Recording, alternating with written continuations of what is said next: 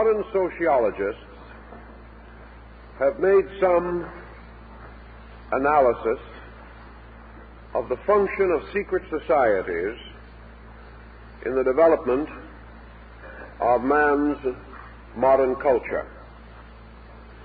And while these findings are for the most part based entirely upon cultural factors, they give us some rather interesting information which we can enrich and enlarge through reference to a larger frame of research. First of all, a secret society is usually a group of persons divided from their contemporaries by certain obligations, private assembly, and addiction to a particular or special code of conduct. Early in the history of man's social experience, tribes developed secret societies. These were particularly concerned with the over-concept of that time, namely the importance of certain rituals and ceremonies in connection with the building of the individual into his tribal life. All of the important periods of life were marked with ritual, ceremony, and symbol. And the most important of ancient ceremonies of this nature had to do with the concept of citizenship as it was then understood. By certain trials, obligations, and revelations, the person was prepared to become part of his social order. In tribal times, he received the wisdom of his tribe, and he proved that he was worthy of that wisdom by undergoing certain trials, real or psychological dangers, indicating his heroism, his patience, his willingness to self-sacrifice, his dedication to the same principles which governed his tribal life. After his initiation into the secret societies, he became a full-fledged member of his community. We may therefore say that in this respect, the secret society was also the school, the university, if we may say such, of primitive society. Here the accumulated wisdom of the people was made available to each new generation through ritual and ceremony. At the same time, the secret society bound the person to his spiritual conviction. Through this association, he came to know the deities believed to govern his tribe. He was religiously obligated to the ideals and principles of the tribal faith. All of his political and social instruction suspended from his religious conviction. It was therefore incredible that anyone could pass through these tribal mysteries without becoming strongly convinced of the importance of the religion of his people. Any individual who assumes leadership, even with the consent of the governed, gains certain autocratic powers and prerogatives.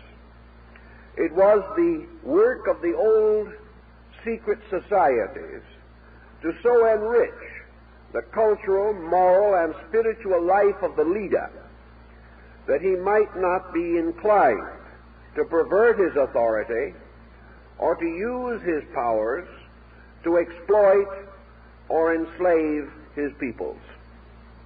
Thus the secret society educated the leader, not merely in the arts and sciences, as we generally consider them, but in the moral values and in the ethical overtones essential to proper government or any executive or responsible position. In the classical world, the secret society took a new form. It became more exclusively the custodian of learning. And we may say that through the classical world, particularly Greece, Egypt, and the Roman Empire, most secret societies were not basically political in their implications. It is true that no individual can refrain from some involvement in politics, especially if he is an informed and conscientious person. It cannot be said that Plato was a politician, nor can it be said that the Platonic dialogues are completely non-political. To the philosopher, politics represents enlightened leadership, and he contributes in every way that he can toward this end. And in periods of despotism or tyranny, his weight is naturally against vested authority which has perverted its privileges. For this reason, many prominent leaders in the religious, philosophical, and cultural life of mankind have been persecuted and even martyred because they have interfered with entrenched political beliefs. During the classical period also, we see the secret society moving behind nearly all forms of generalized education. In Rome, Greece, and Egypt, young people were tutored by professional teachers. After they had received what we might term a broad education, considering the opportunities and knowledge of their day, they were then, for the most part, presented for initiation into one of the secret societies, it being understood that it was the duty of such societies to integrate the person, to give him the associations, the dedications, the consecrations, by means of which his knowledge in any field might be clarified, deepened, and the danger of selfishness or perversion mitigated so far as was possible. This is the general story. And of course, even in the classical period, the overtones remained essentially religious. The secret societies were sanctuaries. Those who entered them were instructed in the true meaning of their faiths, were given certain keys or interior knowledge, and as in Oriental religious societies, they were given certain scientific methods for the advancement of their personal lives, particularly their internal development of resources. The secret society was psychologically symbolic of the internal life of every person. While we live in this world and to a measure of this world, nearly every person has a more or less secret world of his own. This secret world may be no more than a series of convictions differing from or in advance of popular convictions. The individual who is thoughtful envisions a better world than the one in which he lives. He sees the possibility of man gaining a richer life, developing greater internal securities, and looking around him, he discovers that it is difficult for him to impress these broad convictions upon society. society is highly dominated by conditioned reflexes, and is the individual attempting to live above or beyond his clan or class tries to spread his convictions, he meets mostly with opposition. He finds, therefore, that it is inconvenient and injudicious merely to approach strangers with his thoughts. His natural instinct is to seek out others of his own kind, binding himself with them and finding in their association the opportunity for greater self-expression. Thus, clubs and groups arise today around certain principles which they feel need or require organized minorities to advance these principles through common effort. If these principles were identical with the common practices, there would be no need for secret assembly.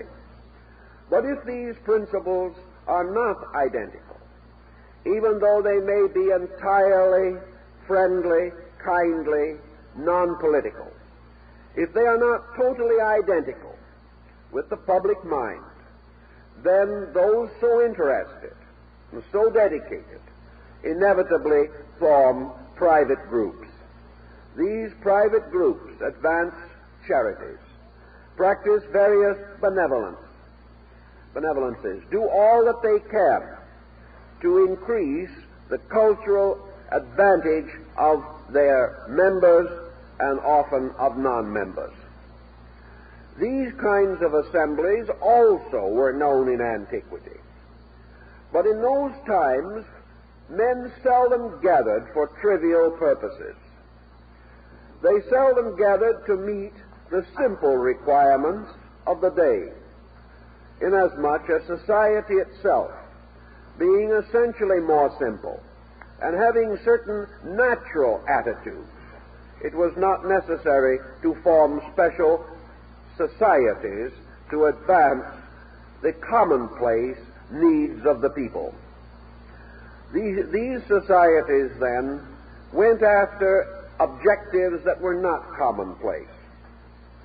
We have another group important to consider in the light of the prevailing way of life of ancient man. During the so-called Golden Age of Pericles and the great Greco-Latin culture, most countries had their own religions, their own temples, their own sanctuaries, and these religions were state faiths. They were financed by the state and were made available to the people. The citizen of a country in good standing therefore worshipped the gods of his country, defended them, and sought from them such help as he might need. In those days, the general attitude of mankind on religious matters was to the effect that the religion and the state were identical. Any attack against the state was an attack against religion. Any opposition or attack upon religion was an attack upon total society. Therefore, what we commonly call today intersectarian squabbles could not exist. The individual was born and raised within a national or community religion. Because of this factor, he expected other states or communities to have their own faiths. If he journeyed into another area, he generally remained courteous to the deities of that region, and seldom attempted or even contemplated any missionary or evangelical attitude or procedure. It did not occur to him that it was right or proper for him to attempt to change the basic faiths of the nations in which he visited or traveled, nor would he tolerate others coming into his areas and attempting such procedures. It would seem, therefore, that these areas would remain very much isolated, and that religious unity would be next to impossible. The appearance, however, has deceived many persons, including scholars. The facts were somewhat different. Behind the state religions of these different areas were always the secret societies. These were composed mostly of scholars, philosophers, sages, travelers, educators, persons whose knowledge of their own religion and the religions of other peoples exceeded that of the average citizen. Therefore, these various faiths, apparently isolated, were bound together by a network of mysteries, or schools of common initiation. And a traveler on the level of the secret society, journeying from Greece to Egypt, found that he was not traveling from one religion to another, but from one interpretation to another. He was therefore constantly reminded that in the core of things, the gods of all these groups were identical deities, known under different names, worshipped with somewhat differing ceremonials, but dedicated to the same principles, and the sciences taught in these different groups were identical, and the arts and the general knowledge were shared by all, regardless. Therefore, Pythagoras, 600 years before the Christian era, traveling throughout the world, visited and was received hospitably and lovingly by over 20 religions, each of which accepted him without question and accepted his knowledge without question. Consequently, the general archetype behind this situation was that the local deities were bound together by a larger interpretation, and that those who entered the secret societies became interreligious in their thinking.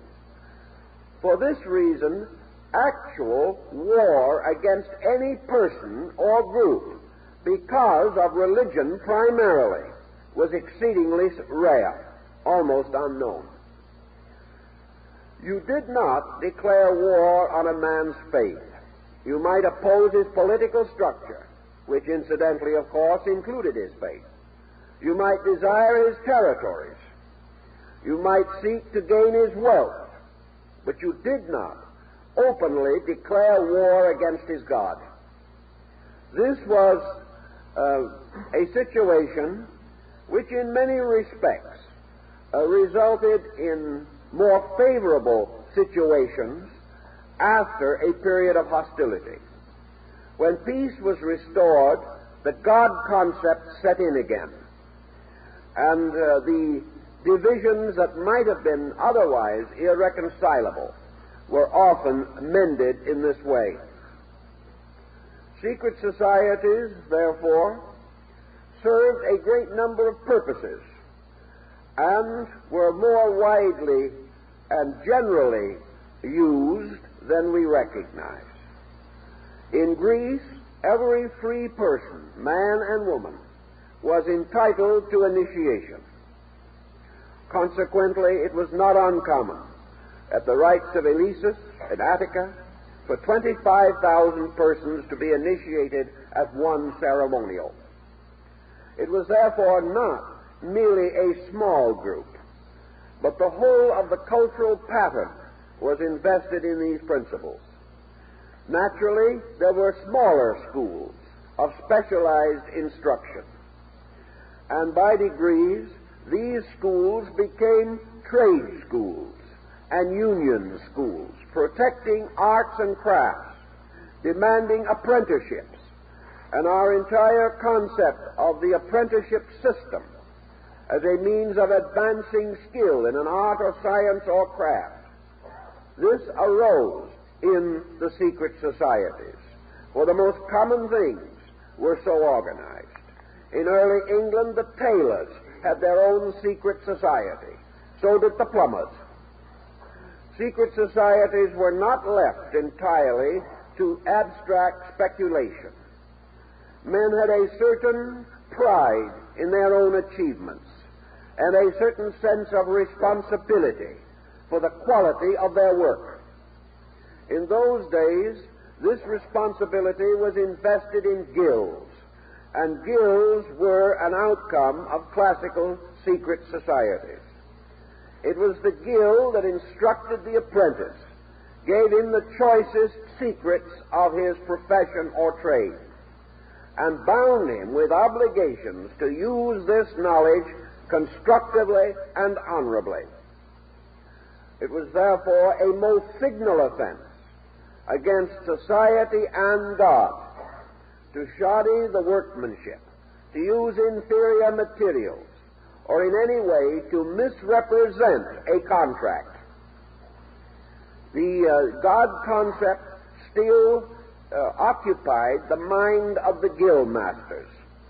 Each meeting of the tailors and the plumbers and the shoemakers and the tinsmiths, each meeting was opened with religious ceremony.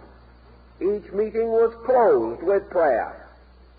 And during the period of these meetings, when matters of common concern, of charity, of taking care of needy or impoverished brethren, whenever these matters were examined, it was in a sanctified atmosphere of dedication, and to each of these guilds, deity represented the peculiar guild master.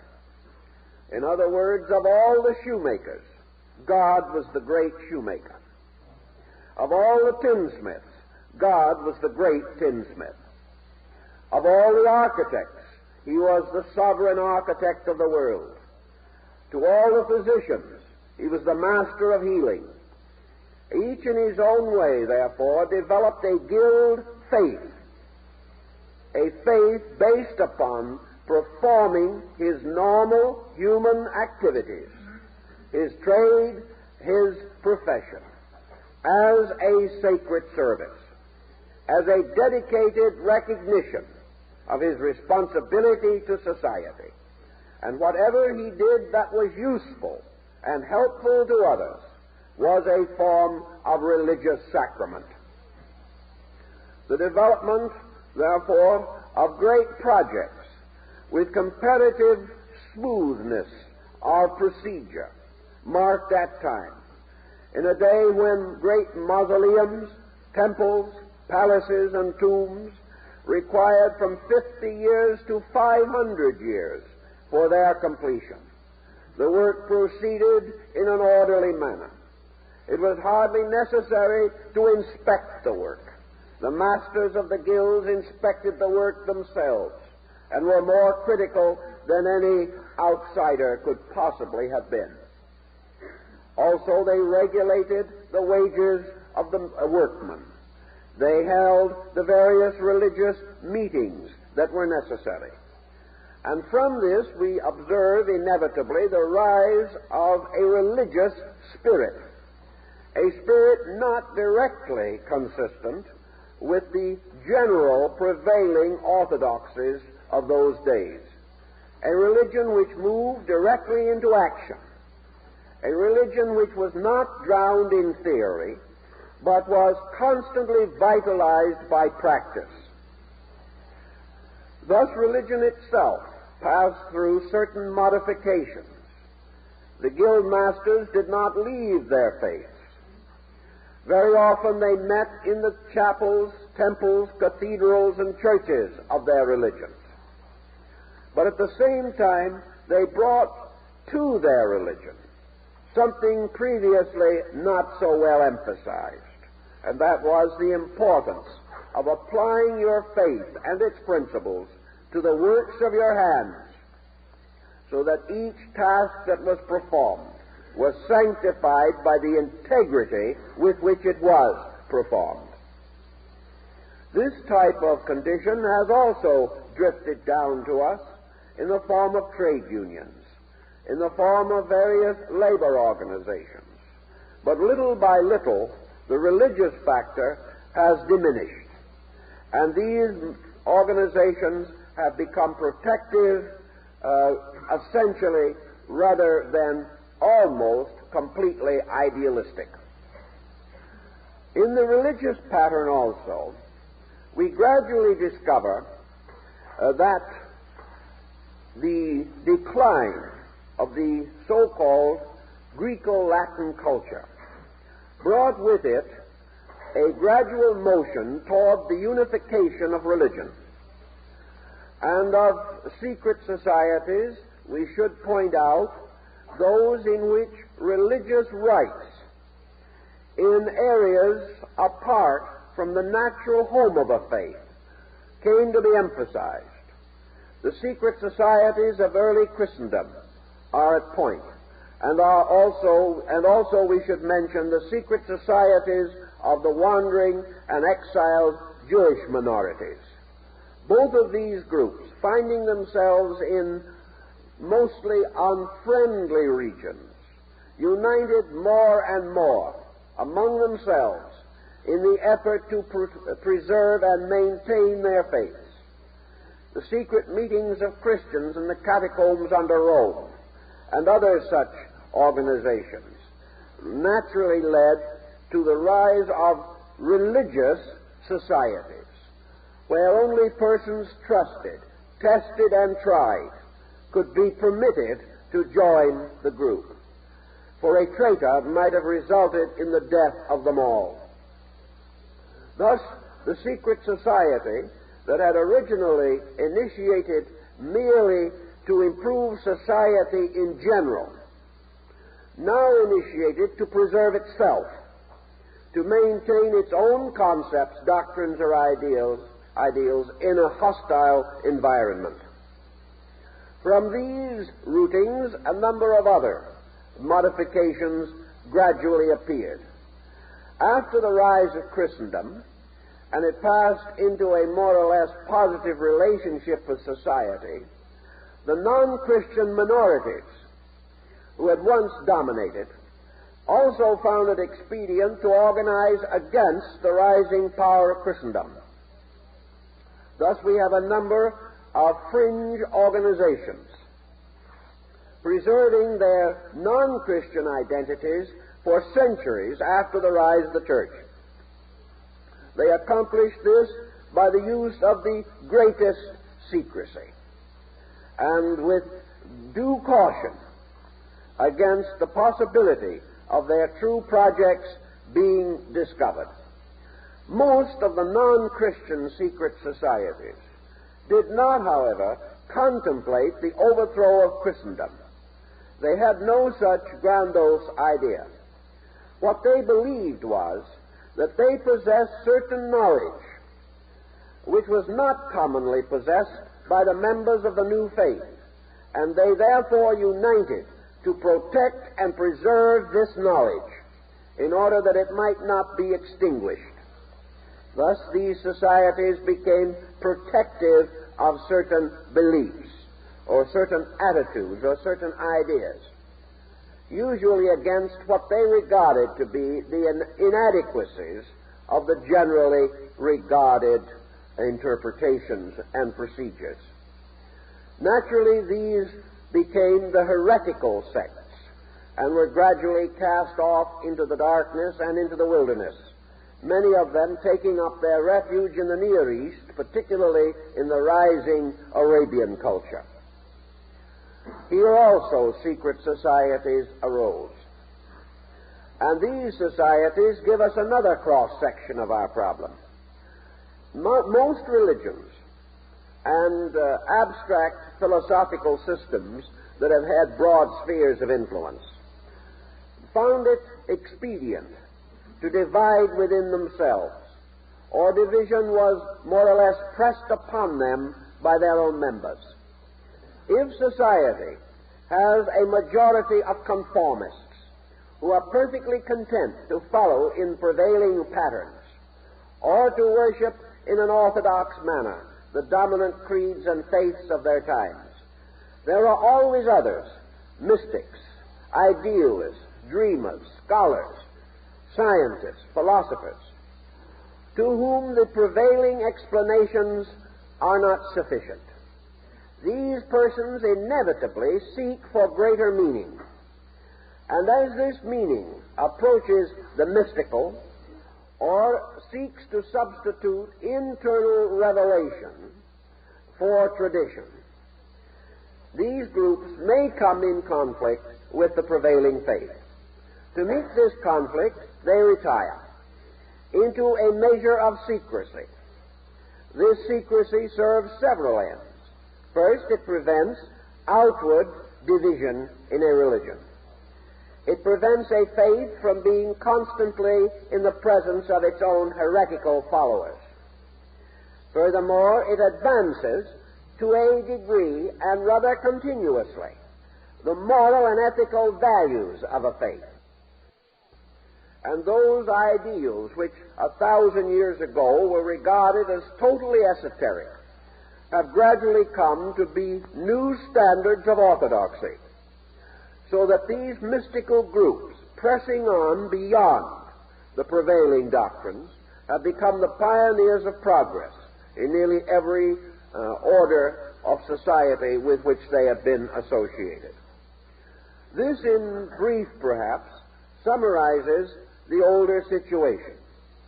And it now comes to our mind to analyze the more recent trends in these matters.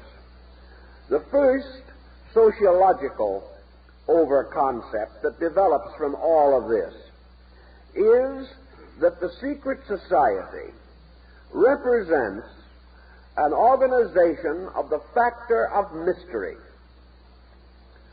Anything which is secret becomes a challenge.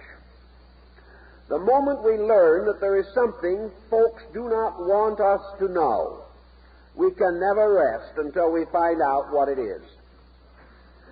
It is the same way with a personal secret. The individual possessing it is overshadowed by the sense of his own importance. The mere fact that he knows something not commonly known gives him a membership in an exclusive aristocracy. He begins to show all the symptoms of this secret knowledge, and usually, unbound by obligation, rushes forth to share it, by so doing gaining a peculiar distinction for being the person from whom this secret knowledge is derived. Thus, there are many kinds of persons in the field of scholarship, for example. There are scholars who, making a discovery, will die rather than share it with anyone else. There are others who live only in the world of scholarship in order that they may share whatever they learn or discover. Human nature being widely diversified in its temperamental peculiarities, we do learn, however, that mystery exercises an influence far beyond its own proportions. The small child standing in the presence of a dark closet has certain inevitable reactions. This dark closet is powerful. It is almost overwhelming in its potential possibility. A light is then turned on, and there is nothing there. But this discovery of the nothingness of the dark closet solves nothing. The next time we are in presence of a dark closet, we go through the same experience again. We are never able to be certain, confident, or positive in our relation to the unknown. Secret societies, consequently, from the beginning, have exercised a strange and wonderful force upon tyrants. They have become, so to say, the reflectors of a man's conscience. The individual who is doing wrong, particularly the popular leader, or the autocrat, or the despot, fears desperately the possibility of the rise of private assembly within his areas. Back in the days of World War I, most of the central powers immediately outlawed secret assembly for fear that it would result in the betrayal of their own purposes.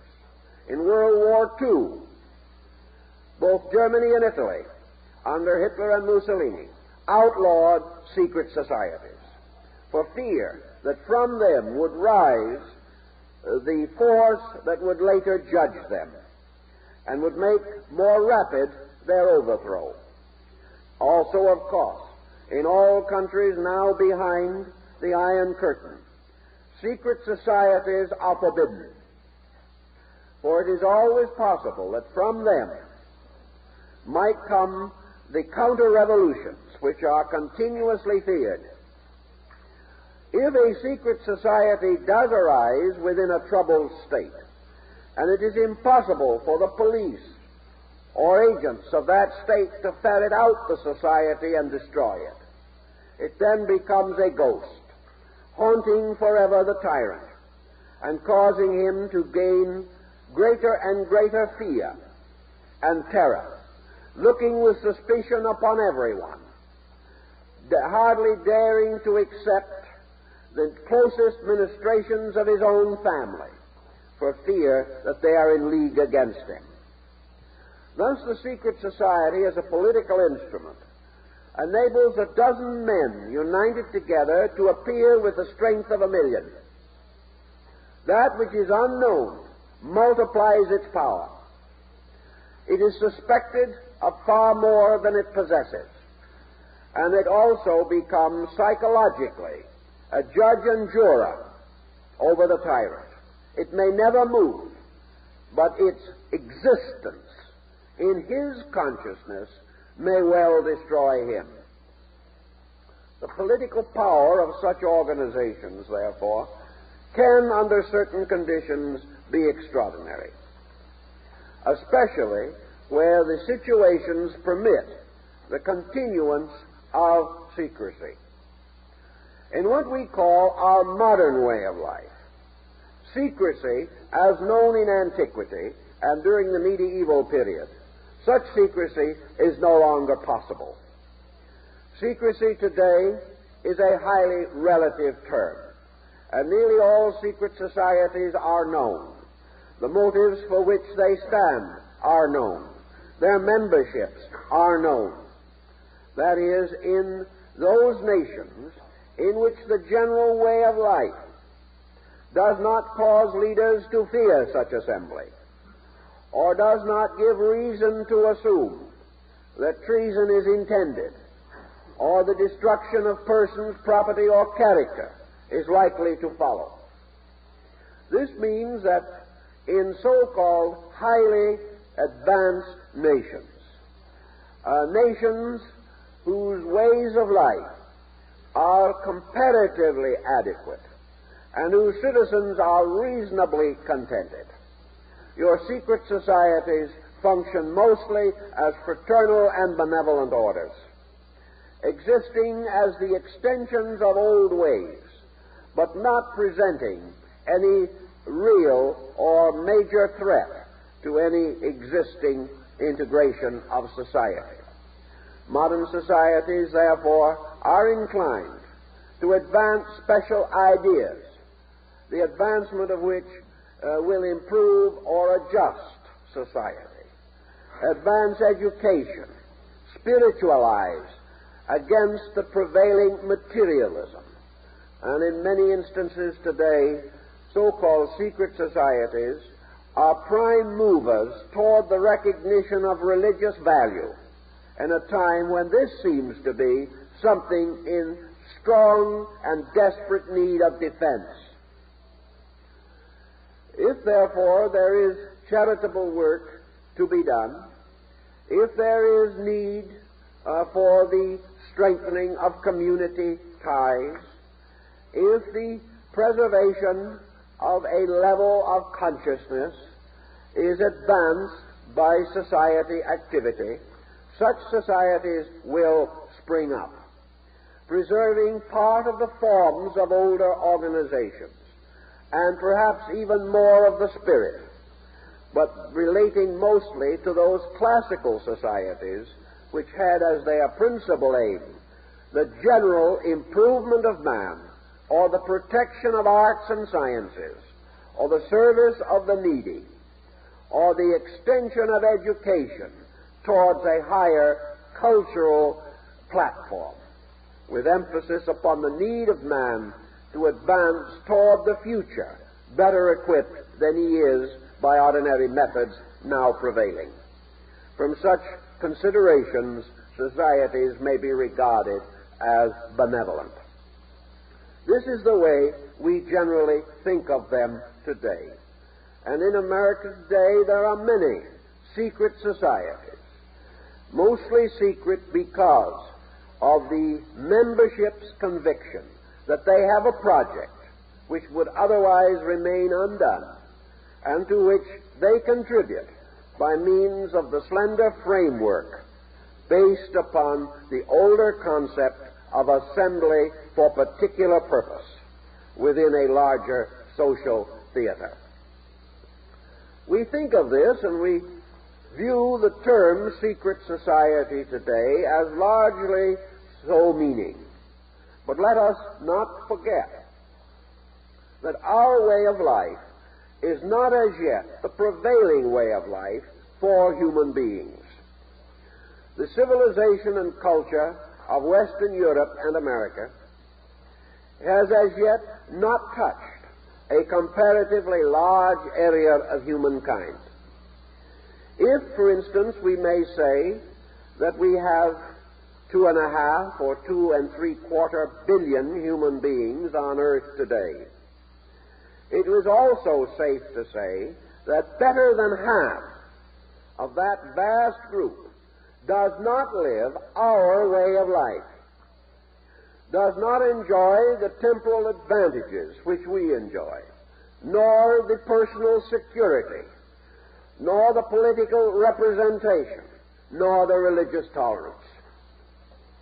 Therefore, it is certain that many motives which with us are no longer valid or are no longer sufficiently impressive to bring persons together in private assembly, that such motives do exist in other areas, and that secret societies today, outside of our own sphere of influence, are very powerful and very continuing, and that these societies are for the most part similar in their purposes and objectives as those of Western Europe and America of 300, 400, or 500 years ago. In our way of life, we are not struggling for liberty. We are struggling rather for private freedom.